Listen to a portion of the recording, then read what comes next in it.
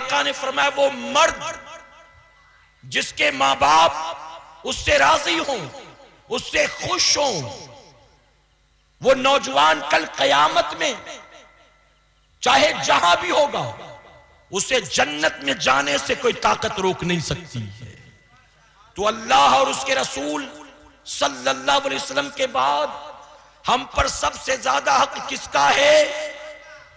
سارے نہیں بول رہے ہیں، ابھی بھی کچھ لوگوں کو ڈاؤٹ ہے کہ ہم بول دیں گے تو بیوی ناراض نہ ہو جائے۔ آپ کا چہرہ اس کو کہاں نظر آئے گا میرے بھائی؟ ڈرے نہیں، اور یہ نبی کا حکم ہے، شریعت کا حکم ہے، آپ اس کو دہرانے میں ڈرتے کیوں ہیں؟ اللہ اور اس کے رسول صلی اللہ علیہ وسلم کے بعد سب سے زیادہ حق ہم پر ہماری والدہ کا، اس کے بعد پھر والدہ کا، اس کے بعد پھر والدہ کا، اس کے بعد چوتھے نمبر پر والد کا۔ اعلیٰ حضرت عظیم البرکت نے ہمیں اور آپ کو سمجھانے کے لیے اس سے آسان کیا، فرماتے اسے یوں سمجھو کسی کے پاس 100 روپے ہو اور ماں باپ کے درمیان اس کو بانٹنا ہو تو والد کو 25 روپے دیے جائیں گے اور والدہ کو 75 روپے دیے جائیں گے، 3 گنا ماں کو اور 1 حصہ، چوتھا حصہ والد کو۔ آپ بالکل خاموش ہیں کیونکہ دیتے ہی نہیں ہے نا، یا تو ابا سے لینے کے چکر میں بیٹھے رہتے ہیں۔ کتنے ہیں جو 75 امی کو دیتے ہیں بلکہ امی ہی کی جیب میں سے نکالنے کے فراق میں رہتے ہیں کہ بیچاری گھر خرچ کے بعد 200-400 بچا بھی لے تو بیٹا اس کے ہٹنے کے چکر میں رہتا ہے۔ اعلیٰ حضرت فرماتے ہیں اگر ماں باپ کہیں سفر سے تھکے ماندے گھر آئیں اور دونوں کہیں بیٹا پانی پلا تو بیٹے کو چاہیے کہ پہلے ماں کو پانی پلائے اور پھر باپ کو پانی پلائے۔ بات سمجھ میں آ رہی نا آپ کی؟ اور اگر ماں باپ میں جھگڑا ہو جائے تو کیا کرے؟ کس کی وکالت کرے؟ کس کے حق میں فیصلہ کرے؟ ابا سے لڑے گا تو بھی آخرت برباد، امی کی بے ادبی کرے گا تو بھی آخرت برباد۔ جب ماں باپ میں لڑائی ہو جائے اولاد کو چاہیے کہ وہ سائیڈ میں ہو جائے، یہ سوچ کر کہ میں تو 22 سال کا ہوں، ان کی شادی ہو کے 40 سال ہو گئے، ارے میرے پیدا ہونے سے پہلے بھی نہ جانے کتنی بار لڑے ہوں گے، یہ لڑیں گے پھر ایک ہو جائیں گے، میں اگر کسی ایک کے پلے میں گیا تو میری آخرت برباد ہوگی۔ نبی نے فرمایا ماں کے قدموں کے نیچے اولاد کی جنت ہے، اور آگے فرماتے ہیں باپ جنت کے دروازوں میں بیچ والا دروازہ ہوتا ہے۔ کون سا دروازہ ہے؟ بیچ والا۔ اور ابھی آپ نے دیکھا میرے پیارے آقا کے پردیوانوں، آج دنیا ہم پر یہ الزام لگاتی ہے اسلام نے عورت کو گھر کی لونڈی بنا دیا، اسلام نے عورت کو پیر کی جوتی بنا دیا، اسلام نے عورت کو آگے بڑھنے نہیں دیا، اسلام نے عورت کو ترقی نہیں کرنے دیا، اسلام نے عورت کو پردے کا پابند بنا دیا، اسلام نے عورت کو باندھ کر رکھ دیا۔ میں کہتا ہوں جہاں اسلام پر ہزارہ الزامات ہیں وہیں یہ بھی ایک بہت بڑا الزام ہے۔ حقیقت تو یہ ہے، میں منبر رسول پر موجود ہوں اور چیلنج کے ساتھ کہوں گا، اسلام نے عورت کے مقام کو جتنا بلند فرمایا ہے دنیا کے کسی مذہب نے عورت کے مقام کو اتنا بلند نہیں کیا۔ ارے میرے نبی نے عورت کے مرتبے کو اتنا بڑھایا، اتنا بڑھایا، اتنا بڑھایا کہ نبی نے جنت کو لا کر ماں کے قدموں کے نیچے رکھ دیا۔ اس سے بڑا بھی عورت کا کوئی مقام ہو سکتا ہے؟ مغرب نے آزادی نسواں کے نام پر، مغرب نے وومن رائٹس کے نام پر، مغرب نے عورتوں کی ترقی کے نام پر ان کو ٹیشو پیپر بنایا ہے، ان کو سگریٹ کی طرح استعمال کیا ہے۔ مغرب کا یہ ماننا ہے عورت سگریٹ کی طرح ہے، جب تک جل رہی ہو اس کے کش لو، اس کا مزہ لو، اس کا ذائقہ لو، یعنی ہونٹوں سے لگائے رکھو، اور جب یہ ختم ہونے کے قریب ہو تو اسے اٹھا کر پھینک دو، پھر اسے پیروں تلے کچل دو۔ جب تک شباب ہے، حسن ہے، جوانی ہے، وہ تمہارے کام کی ہے، اور جب بوڑھی ہو جائے تو تمہارے کسی کام کی نہیں ہے، اسے اٹھا کر پھینک دو۔ اے مسلمانوں، انہوں نے صرف آزادی نسواں کا نعرہ لگایا ہے اور اسلام نے عورت کے مقام کو بلند فرمایا ہے۔ باپ کے قدموں کے نیچے جنت نہیں، ماں کے قدموں کے نیچے جنت ہے۔ اور کمال جانتے ہو کیا ہے؟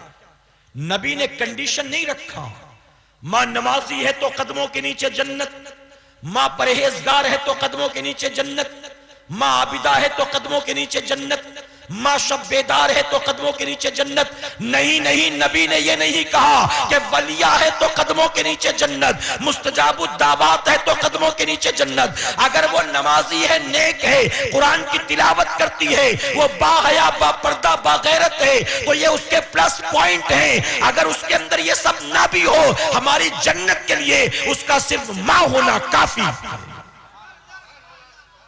تو ماں ہے تو ہماری جنت کہاں ہے؟ ارے میرے پیارے آقا کے پیارے دیوانوں، کوئی وقت کا غوث ہو، قطب ہو، خواجہ ہو، ولی ہو، مخدوم ہو، مجذوب ہو، پیر ہو، فقیر ہو، درویش ہو، کوئی وقت کا کتنے بڑے بڑے مقام پر کیوں نہ فائز ہو، اس کی بھی جنت اللہ نے اس کے ماں کے قدموں کے نیچے رکھا ہے۔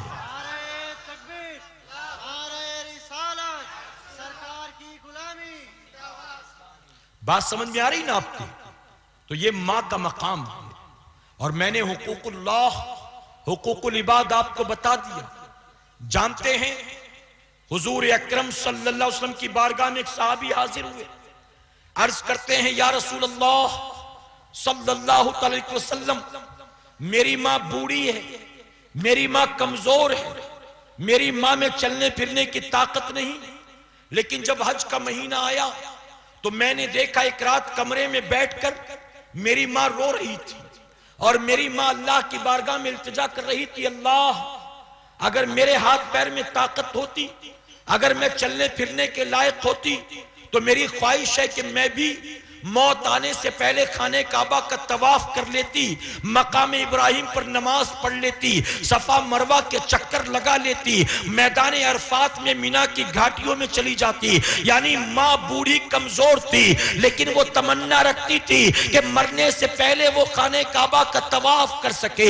وہ صحابی عرض کرتے ہیں آقا میری ماں تو بوڑھی تھی، میں جوان تھا، میری ماں کمزور تھی، میں طاقتور تھا، میں نے اسی وقت یہ طے کر لیا کہ میری ماں خود جا کر حج نہیں کر سکتی، لیکن میں اپنی ماں کو کاندھے پر بٹھا کر حج کا سفر ضرور کرواؤں گا۔ اے آقا میں نے اپنی ماں کو کاندھے پر بٹھایا ہے اور میں سفر پر نکلا۔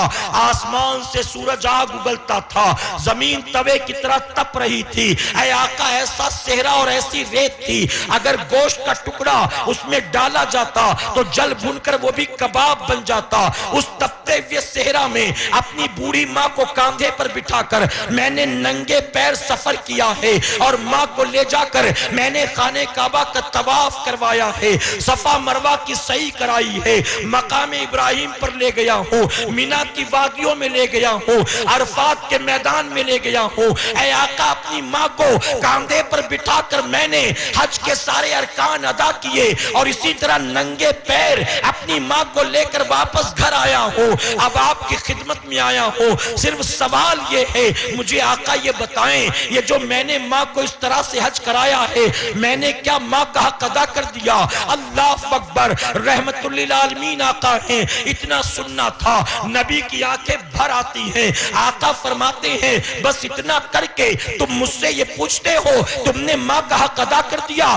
سنو، اگر اللہ تمہیں قیامت تک کی زندگی دیتا اور ہر سال اپنی ماں کو اسی طرح کاندھے پر بٹھا کر تم حج کراتے رہتے، آتے رہتے، جاتے رہتے، تو بھی تم اپنی ماں کا حق ادا نہیں کر سکتے تھے۔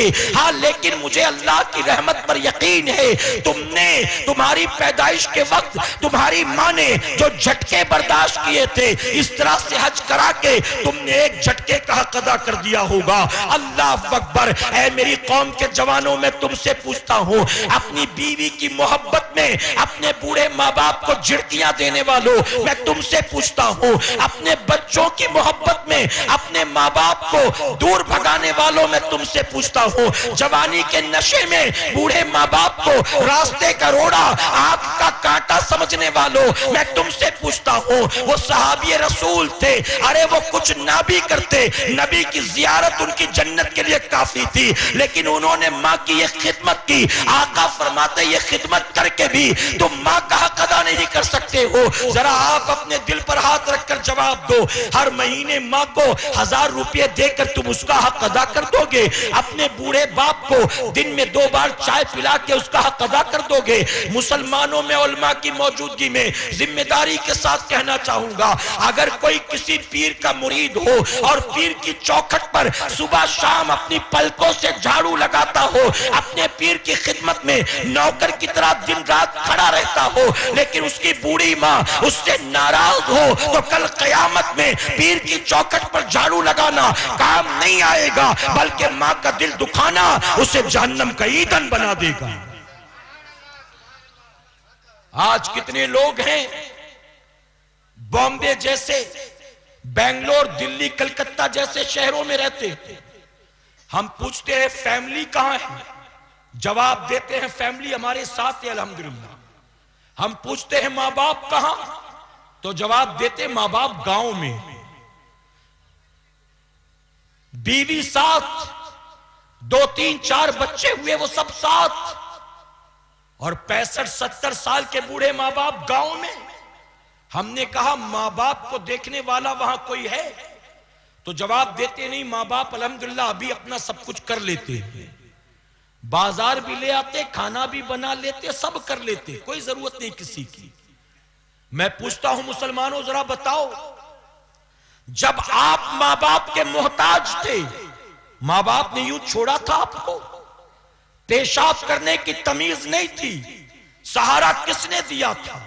رات کو چیخ کر اٹھ جاتے تھے، سینے سے لگا کر تمہیں سلاتا کون تھا؟ تم صرف آہ کرتے تھے، تمہیں اپنے سینے سے لگا کر دودھ پلاتا کون تھا؟ تمہارے منہ سے رال تھوک ناک بہتا تھا، وہ تمہارا صاف کرنے والا کون تھا؟ تمہارے پیر میں ٹھوکر لگتی تھی، آہ تمہاری بعد میں نکلتی تھی، ماں کا کلیجہ منہ کو آ جاتا تھا۔ ارے سردیوں کی رات میں اگر تم نے بستر کو گیلا کر دیا اور غربت کی وجہ سے دوسرا بستر نہ ہو، ماں اس پیشاب پر لیٹ کر تمہیں رات بھر سینے پہ سلاتی تھی۔ میں پوچھتا ہوں جب تم چل نہیں پاتے تھے تمہیں چلاتا کون تھا؟ تمہیں سہارا دیتا کون تھا؟ جب کل تم محتاج تھے ماں باپ نے تمہیں سہارا دیا، آج انہیں تمہاری ضرورت ہے اور تم نے انہیں بے سہارا کر دیا۔ قیامت میں کیا جواب دو گے نوجوانوں؟ کیا جواب دو گے؟ سن لو ایک بات اچھی طرح، آپ کی بیوی آپ سے بہت پیار کرتی ہے، میں مانتا ہوں، کوئی شک نہیں۔ آپ کی بیوی کہتی ہے میں آپ کے لیے مائکہ چھوڑ کر آئی، بچپن کی سہیلیاں چھوڑ کر آئی، اپنے ماں باپ کو چھوڑ کر آئی، جس گھر میں کھیلی پلی بڑی اس گھر کو چھوڑ کر آئی، میں آپ سے بہت محبت کرتی ہوں۔ میں کہتا ہوں اگر 20 25 30 سال کی بیوی آپ پر جان چھڑکتی ہے تو کوئی کمال کی بات نہیں۔ اس نے محبت کی تو کب کی؟ جب پورے گاؤں کو گواہ بنا کر آپ نے کہا میں اسے اپنے نکاح میں لیتا ہوں، قبول کرتا ہوں، آج سے اس کے نان و نفقہ کی ذمہ داری میری، کھلاؤں گا میں، پہناؤں گا میں، چھت دوں گا میں۔ جب ساری ذمہ داریاں آپ نے اپنے سر لے لی، وہ اپنا گھر چھوڑ کے آپ کے گھر آ گئی، پھر آپ سے محبت کرنے لگ گئی۔ جب آپ نے سارا بوجھ اپنے سر اٹھایا تو اس نے اپنی جان آپ پر لٹایا، لیکن ماں نے تو آپ کو اس وقت چاہا تھا جب آپ کو پیشاب کرنا بھی نہیں آتا تھا، کوئی ڈگری آپ کے پاس نہیں تھی، کوئی نوکری آپ کے پاس نہیں تھی، کوئی بینک بیلنس آپ کے پاس نہیں تھا، آپ کا تو اپنا مکان نہیں تھا، آپ کو تو چلنا نہیں آتا تھا، آپ تو پوری طرح اس پر ڈیپینڈ تھے۔ جب ماں کے محتاج تھے ماں نے آپ کو چاہا، بیوی کی ذمہ داریاں سر پر آپ نے لی تو بیوی نے آپ کو چاہا۔ یاد رکھنا اے مسلمانوں، بیوی کی محبت میں دھوکہ ہو سکتا ہے، فریب ہو سکتا ہے، چھلاوا ہو سکتا ہے۔ میں بمبئی جیسے شہر میں رہتا ہوں، ہمارے پاس کئی کیسز ایسے آتے ہیں، 3 بچوں کی مائیں اپنے شوہر کو چھوڑ کر کسی جوان کے ساتھ بھاگ جاتی ہیں، اور جانتے ہو میں ان جوان نوجوانوں سے کہتا ہوں، تم چھوڑ کر بھاگ کر آنے والی عورتوں کو اپنا لیتے ہو، اپنے شوہر کو چھوڑ کر، اپنے بھرے پورے گھر بار کو چھوڑ کر، اپنے چھوٹے چھوٹے بچوں کو چھوڑ کر ایک عورت بھاگ کر تیرے ساتھ آ گئی، تو نے سمجھا تیری محبت میں آئی ہے؟ نہیں نہیں، یاد رکھنا، ارے جس کے گھر 3 بچے پیدا کیے، جب اس کی وفادار نہیں بن سکی تو تیری وفادار کب تک رہے گی؟ کیا کوئی گارنٹی ہے؟ کل کوئی اور تجھ سے اچھا مل گیا، اور حسین و جمیل مل گیا، اور پیسے والا مل گیا، تو تجھے بھی ٹھوکر مار کر چلی جائے گی۔ تو آج کے دور میں 3 4 بچوں کی مائیں بھی اپنا گھر چھوڑ چھاڑ کر بھاگ جاتی ہیں۔ تو بیوی کی محبت میں فریب و دھوکہ ہو سکتا ہے، چھل و دکھاوا ہو سکتا ہے، ٹھگی اور جھوٹ ہو سکتا ہے، لیکن ماں کی محبت ایسے ہی پاک ہوتی ہے جیسے شبنم کا قطرہ بالکل پاک ہوتا ہے۔ ماں کی محبت میں کوئی چھل نہیں ہوتا، کوئی دکھاوا نہیں ہوتا، کوئی فریب نہیں ہوتا۔ اور جانتے ہو، ماں اپنی جان سے زیادہ اپنی اولاد سے محبت کرتی ہے۔ آؤ میں تمہیں ایک ماں کا واقعہ سناؤں۔ ایک بوڑھی ماں جس کا اکلوتا بیٹا تھا، بچہ یتیم تھا، بچپنے سے پال پوس کر بوڑھی نے اسے جوان کیا، بڑے ناز و نعم کے ساتھ اس کی شادی کی۔ شادی کے بعد دلہن آئی گھر میں، ماں نے خود پسند کیا تھا بہو، لڑکے کا کوئی عمل دخل نہیں، بہو لے کر آئی، بہو گھر آ گئی۔ آنے کے 1 1.5 مہینے کے بعد اپنے شوہر کے کان بھرنے شروع کر دیے۔ شوہر دن بھر 8 گھنٹے 10 گھنٹے تھکا ماندہ گھر آتا، تو گھر آتے ہی فوراً شروع ہو جاتی، تم صبح صبح بن سور کر کام پہ چلے جاتے ہو، اور تم کو پتہ نہیں تمہارے جانے کے بعد تمہاری ماں دن بھر میری جان کے پیچھے لگی رہتی ہے۔ تمہاری ماں کو تو لگتا ہے مجھے جھاڑو بھی لگانا نہیں آتا، تمہاری ماں کو تو لگتا ہے مجھے کھانا بنانا نہیں آتا، تمہاری ماں کو تو لگتا ہے مجھے صحیح سے راستے میں چلنا بھی نہیں آتا۔ اپنے شوہر کے کان بھرنے شروع، 1 دن 2 دن 3 دن، شوہر جانتا تھا میری ماں نے کتنی قربانیوں سے مجھے پالا ہے۔ وہ بیوی کی باتیں سنتا، بیوی کو سمجھاتا بجھاتا، اپنی ماں کو اف تک نہیں کہتا تھا۔ ہفتہ 10 دن شوہر کے کان بھر بھر کر تھک گئی، دیکھا اس کو کچھ ہوتا ہی نہیں، یہ کچھ کرتا ہی نہیں۔ تو آخر ایک دن جب شوہر کام پر گیا، نعرہ تکبیر، نعرہ تکبیر، نعرہ رسالت، نعرہ رسالت، مسلک اعلی حضرت خلیفہ حضور سید ملت، خلیفہ حضور سید ملت مفتی زبیر صاحب کی بلا برکاتی، نعرہ تکبیر، نعرہ رسالت۔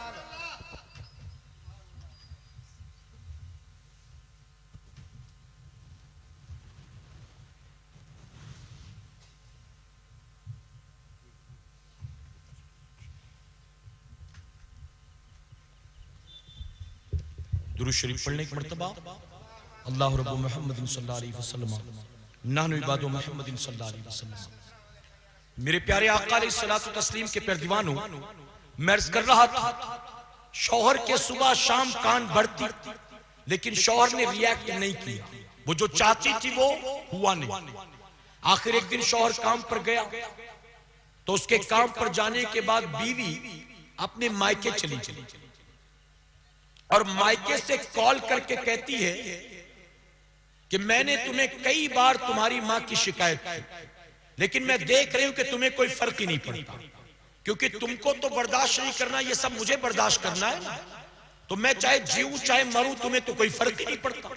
اس طرح سے شوہروں کو ماں کا باغی بناتا۔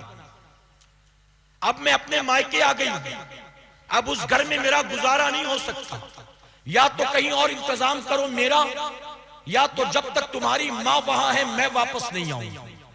اب شوہر بیچارہ پریشان، کچھ سمجھ میں نہیں آتا کیا کروں، بیوی آنے کو تیار نہیں، ماں کو میں گھر سے نکال نہیں سکتا۔ رات جب تھکا ماندہ کام سے گھر آیا تو ماں نے کہا بیٹا بہو کہاں چلی گئی؟ جب وہ جا رہی تھی بیگ لے کر میں نے کئی بار پوچھا لیکن اس نے کوئی جواب ہی نہیں دیا۔ تو شوہر نے بہانہ کر دیا کہ مائکے میں کسی کی طبیعت خراب ہے، اچانک جانا پڑا، مجھے بتایا تھا اس نے۔ تو ساس نے کہا میں کئی بار پوچھی لیکن مجھے نہیں بتایا اس نے، مجھے بھی بتا دیتی تو کیا فرق پڑتا۔ بہرحال اس نے کھانا کھایا، سو گیا۔ صبح ماں نے ناشتہ بھی تیار کیا، کپڑا بھی تیار کیا، ٹفن بھی تیار کیا۔ کام پر جانے لگا تو ماں نے پوچھا کہ بیٹا بہو کب آئے گی؟ تو بیٹے نے کہا کہ 2-3 دن میں آ جائے گی، لیکن اس کو پتا ہے کہ وہ تو آنے والی ہے نہیں۔ اب یہ پریشان، دوستوں کے ساتھ بیٹھتا دوپہر میں کھانے تو کھانے میں دل نہیں لگتا، کام کرتا تو مینٹلی ڈسٹرب رہتا، کام میں دل نہیں لگتا۔ آخر دوستوں نے پوچھا کہ بات کیا؟ کچھ دن سے ہم دیکھ رہے تو ہنستا نہیں، بولتا نہیں، پریشان ہے، بات کیا؟ اس نے کہا میں کیا بتاؤں، عجیب الجھن میں پھنسا۔ انہوں نے کہا کیا باتیں بتا؟ اس نے سارا معاملہ بتا دیا۔ جب اس نے سارا معاملہ بتایا تو دوستوں نے کہا کیوں خامخواہ میں تو پریشان؟ تیری ماں نے اپنی زندگی جیسے گزارنا تھا گزار لیا اطمینان سے، اب تیری زندگی تجھے دیکھنا ہے، اپنی جوانی، اپنی بیوی، اپنا فیوچر، آنے والے بچے، تجھے ان کے بارے میں دیکھنا ہے۔ ماں کا ٹینشن کیوں لیتا ہے؟ جیسے پہلے یتیم خانے ہوتے تھے، اناتھالے ہوتے تھے، ویسے ہی اب بڑے بڑے شہروں میں اولڈ پیپل ہوم بھی بن چکے، وردھا آشرم بھی بن چکے، اولڈ ایج ہوم بھی بن چکے۔ کسی اولڈ ایج ہوم میں لے جا کر اپنی امی کو ڈال دے، اپنی بیوی کو بلا لے، اطمینان سے رہے، اپنی زندگی گزار، پریشان کیوں ہوتا؟ اب اس کو یہ آئیڈیا اچھا لگا، اس نے کہا چلے ماں سے ڈسکس کر لیں۔ رات آیا، کھانے بیٹھا تو کہتا ہے امی ایک بات کرنی ہے آپ سے۔ ماں نے کہا بتاؤ بیٹا کیا بات؟ تو کہتا ہے امی دراصل میری بیوی جو گئی ہے نا سسرال مائکے میں، کسی کی طبیعت نہیں خراب، دراصل آپ کی وجہ سے وہ گئی۔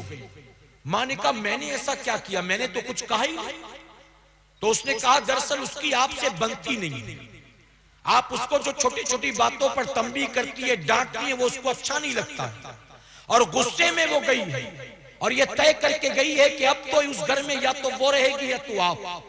تو امی مجھے سمجھ میں نہیں آ رہا تھا میں کیا کروں، لیکن آج میرے دوستوں نے مجھے مشورہ دیا کہ اولڈ ایج ہوم میں لے جا کر میں آپ کو ڈال دوں، وردھا آشرم میں آپ کو لے جا کر ڈال دوں، اور اپنی بیوی کو میں یہاں بلا لوں۔ امی بتائیے آپ کی اس کے بارے میں کیا رائے ہے؟ جب آپ سوچے جب ماں سے یہ کہا گیا تو اس ماں کے دل پر کیا گزری ہوگی؟ ارے کل وہی یہاں دلہن بن کر آئی تھی، اس گھر میں آئی تھی تو یہ سوچ کر آئی تھی آج دلہن بن کر آئی ہوں، اب اس گھر سے میرا جنازہ نکلے گا۔ اس گھر میں ماں بنی تھی، اس گھر میں بچے کی کلکاریاں گونجی تھی، اس گھر میں اپنے شوہر کے ساتھ طویل عرصہ گزارا تھا، اس گھر میں اپنے بچے کو پالا پوسا تھا۔ کیا اسے پتا تھا یہی میرا یتیم بچہ جب جوانی کی دہلیز پر قدم رکھے گا تو بیوی کی محبت میں مجھے گھر سے دھکے مار کر نکال دے گا؟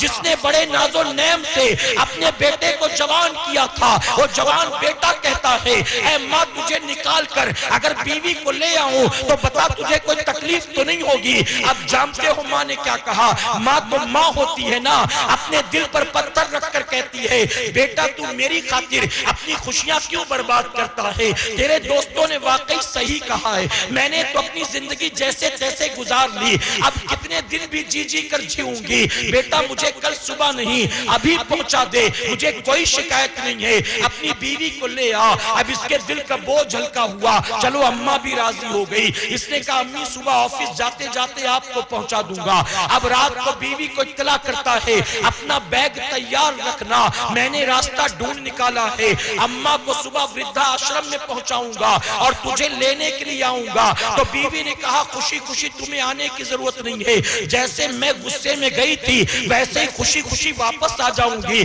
تم مت آنا، بس امی کو پہنچانے کے بعد مجھے اطلاع کر دینا۔ بہرحال اس نے صبح وہ کام کر لیا، شام ہوتے ہوتے بیوی بھی گھر پر واپس آ گئی، اب خوشحال زندگی ساتھ گزارنے لگ گئے۔ اب جانتے ہو کبھی کبھی اتوار کو چھٹی ہوتی تو ماں کو دیکھنے چلا جاتا، مہینے میں 4 اتوار آئے تو 4 بار گیا، 5 آ گئے تو 5 بار گیا، گورنمنٹ ہالیڈے آتی تو بھی چلا جاتا تھا، پھر مہینے میں 2-3 بار جاتا تھا، ٹائم نہیں ملتا تھا، پھر مہینے میں 1 بار جانے لگا، وقت گزرتا گیا، اس کے گھر میں بھی بیٹا پیدا ہوا، وہ بیٹا بھی 3-4 سال کا ہو گیا، یہاں اس کا بیٹا پروان چڑھتا ہے اور وہاں بوڑھی ماں موت کے قریب ہوتی جاتی ہے، وردھا آشرم سے اسے فون آتا ہے, 3 مہینے ہو گئے تم اپنی ماں کو دیکھنے نہیں آئے. ہم نے تمہیں کئی بار کال کر کے کہا تمہاری ماں بوڑھی ہو چکی ہے, تمہاری ماں کمزور ہو چکی ہے, آؤ تم اپنی ماں کو دیکھ لو. اب پتہ نہیں ملاقات کر سکو کہ نہ کر سکو, لیکن تم نہیں آئے.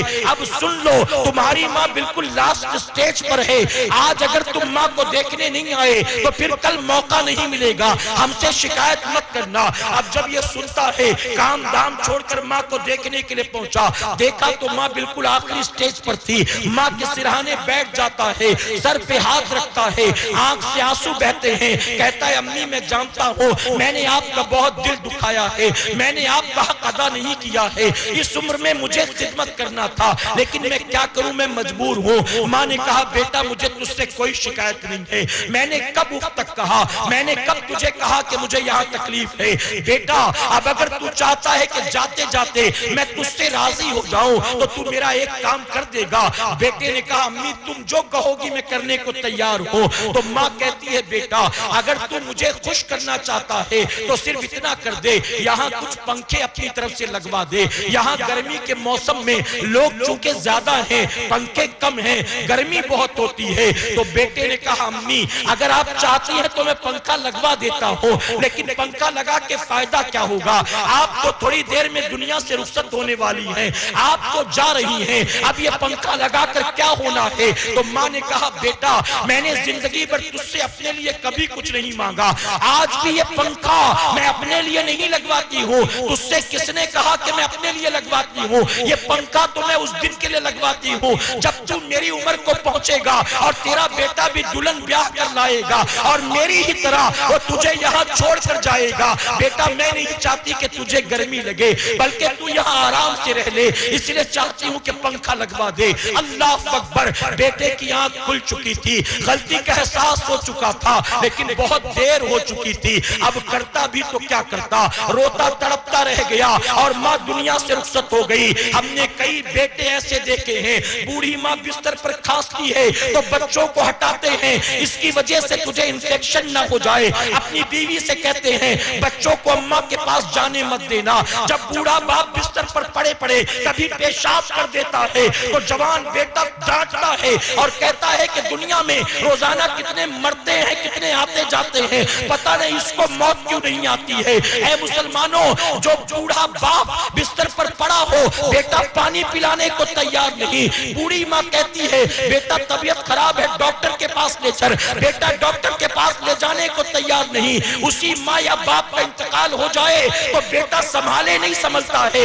اتنا روتا ہے اتنا روتا ہے, کبھی یہاں گرتا ہے کبھی وہاں گرتا ہے. لوگ سنبھالتے ہیں یوں لگتا ہے ماں باپ سے بڑی محبت تھی, ماں باپ کی جدائی میں دیکھو اس کا کیا حال ہو گیا. ارے دنیا کو دکھاوے کر کے تو اچھا بیٹا اپنے آپ کو ثابت کر لے گا, لیکن میرا رب تو دیکھ رہا ہے تو نے ماں کو کتنا رلایا ہے, تو نے ماں کو کتنا ستایا ہے. اگر کسی کے نکاح میں 2 3 نہیں 4 بیویاں ہو اور چاروں بیویوں کو سونے سے تول دیا ہو, چاروں بیویوں کو ہر مہینے 1 لاکھ روپے کھانے پینے کے دیتا ہو, چاروں بیویاں ہاتھ اٹھا اٹھا کر دعائیں کرتی ہو, لیکن اس کی بوڑھی ماں اس سے ناراض ہو تو کل قیامت میں چاروں بیویوں کی دعائیں اسے جنت میں نہیں لے جائیں گی بلکہ ماں کا دل دکھانا اسے جہنم کا ایندھن بنا دے گا. اس لیے میری قوم کے جوانوں, تم پر اللہ اور اس کے رسول صلی اللہ علیہ وسلم کے بعد سب سے زیادہ حق ہے تو تمہاری ماں کا ہے, اس کے بعد تمہارے والد کا ہے. اپنی ماں کا دل نہ دکھانا.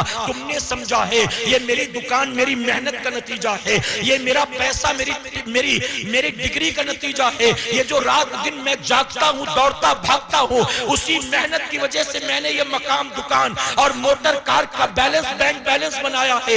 تمہیں لگتا ہے یہ تمہاری محنت کا نتیجہ ہے, تمہیں کیا پتا وہ گھر کے بستر پر ایک کونے میں پڑی وہ سفید بالوں والی بڑھیا جو دن رات کھانستی ہے, اسی بڑھیا کے صدقے میں اللہ تجھے روزی عطا کر رہا ہے, اللہ تجھے عزت عطا کر رہا ہے, اللہ تجھے برکت عطا کر رہا ہے جب موسیٰ کلیم اللہ کو اپنی ماں کی دعا کی ضرورت ہے، ہم کیا ماں کی دعاؤں کے محتاج نہیں ہیں؟ ارے اویس قرنی کو سید التابعین کس نے بنایا تھا؟ اویس قرنی کو نبی نے اپنا پیرہن مبارک کیوں دیا تھا؟ اویس آقا سے کبھی ملے نہیں، آقا اویس کو یاد کرتے ہیں، اپنی امت کی دعاؤں کے لیے درخواست کرتے ہیں۔ اویس کو یہ مقام کس نے دیا تھا؟ یقیناً ماں کی محبت نے عطا کیا تھا، ماں کی خدمت نے عطا کیا تھا۔ کوئی ماں کی خدمت کیے بغیر اللہ کا ولی نہیں ہو سکتا ہے، کوئی ماں کی خدمت کیے بغیر جنتی نہیں ہو سکتا ہے۔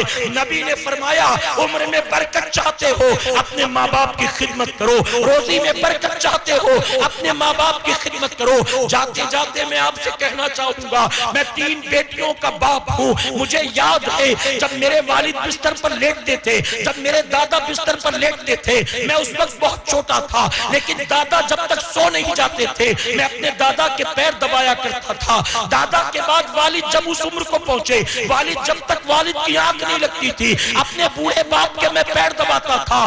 آج جب میں بستر پر لیٹتا ہوں مجھے کہنا نہیں پڑتا، میری بیٹیاں خود آ کر میرا پیر دبانے لگتی ہیں۔ میں کہتا ہوں یہ کیا ہے؟ ہم نے اپنے ماں باپ کی خدمت کی ہے، اللہ نے اولاد کو ماں باپ کی خدمت کا جذبہ عطا کیا ہے۔ تم اپنے ماں باپ سے بغاوت کرو گے، تمہاری اولاد تمہاری وفادار نہیں ہو سکتی ہے، تمہاری اولاد کبھی تمہاری خدمت گزار نہیں ہو سکتی ہے۔ ہم نے کئی جوان بیٹے دیکھے ہیں اپنے باپ کو جو دو ٹوک کہتے ہیں، زیادہ باتیں مت کر، تو نے میرے لیے آج تک کیا کیا ہے؟ تو نے جو کیا اپنے لیے کیا، میرے لیے تو نے کیا کیا ہے؟ یوں کہتے ہیں سوچو باپ کے دل پر کیا گزرتی ہوگی، اس باپ کا کلیجہ کیا کٹتا نہیں ہوگا، اس باپ کا دل کیا دکھتا نہیں ہوگا۔ میرے پیارے آقا علیہ الصلوۃ والتسلیم کے پیروانوں، اپنے ماں باپ کا دل نہ دکھاؤ، ان کی خدمت کرو، انہیں راضی کرو، یقیناً وہی تمہاری جنت بھی ہے اور وہی تمہاری جہنم بھی ہے۔ اللہ اپنے محبوب پاک کے صدقے ہمیں آپ کو سب کو کہنے سننے سے زیادہ